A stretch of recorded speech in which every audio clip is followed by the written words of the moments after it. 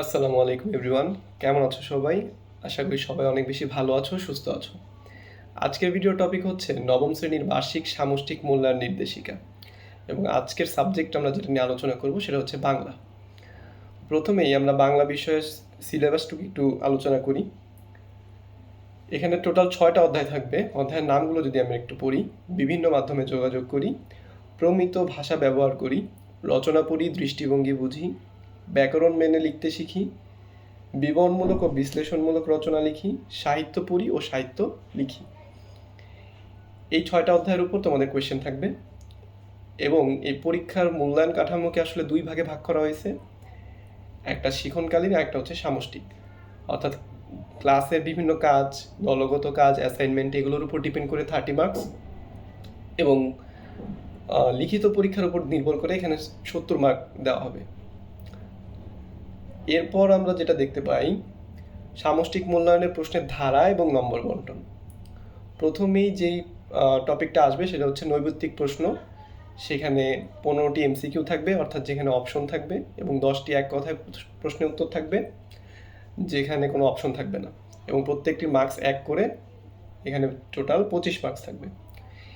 এরপরে সংক্ষিপ্ত প্রশ্ন উত্তর থাকবে 10টি, এবং প্রত্যেকটির নম্বর থাকবে 2 করে, টোটাল 20।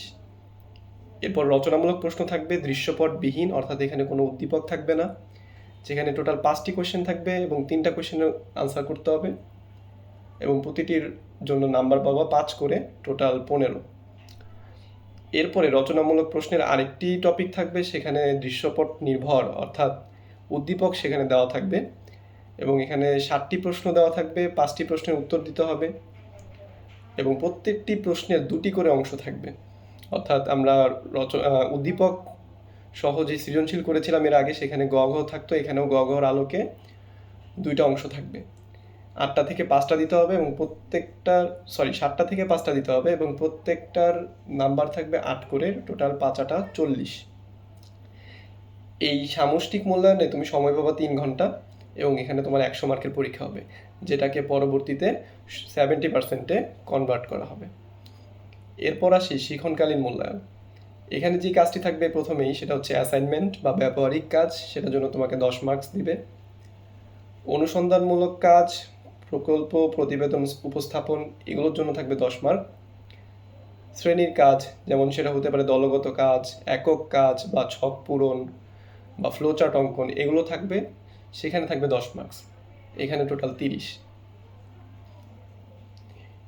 এখন চলো আমরা একটা নমুনা প্রশ্ন দেখে আসি, যেটা এনসিটিবি কর্তৃক তোমাদের দেওয়া হয়েছে।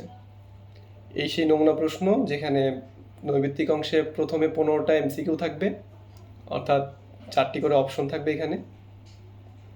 এরপর 10টি সংক্ষিপ্ত প্রশ্ন থাকবে, যেখানে প্রত্যেকটি মার্কস 1 করে।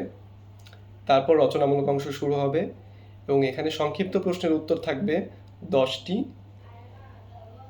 যেখানে প্রত্যেকটি মার্কস হচ্ছে 2। এরপর রচনামূলক প্রশ্নে দৃশ্যপটবিহীন, অর্থাৎ উদ্দীপক ছাড়া প্রশ্ন থাকবে। এখানে টোটাল 3টি প্রশ্নের উত্তর দিতে হবে, এবং প্রত্যেকটি মার্কস থাকবে 5 করে।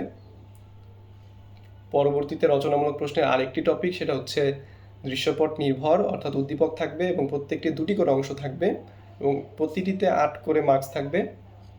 এখানে টোটাল 5টি প্রশ্নের উত্তর দিতে হবে 7টি থেকে, এখানে থাকবে 40। এই হচ্ছে তোমাদের টোটাল 100 মার্কের পরীক্ষা। এখান থেকে পরবর্তীতে 70% মার্কসে কনভার্ট করা হবে। তো আশা করি সবাই বুঝতে পারছো। এরপরেও যদি এটা নিয়ে কোনো প্রশ্ন থাকে, তোমরা কমেন্ট বক্সে করবা, আমরা ইনশাআল্লাহ সেটার উত্তর দেওয়ার চেষ্টা করব। ততক্ষণ পর্যন্ত ভালো থাকো, সুস্থ থাকো। আল্লাহ হাফেজ।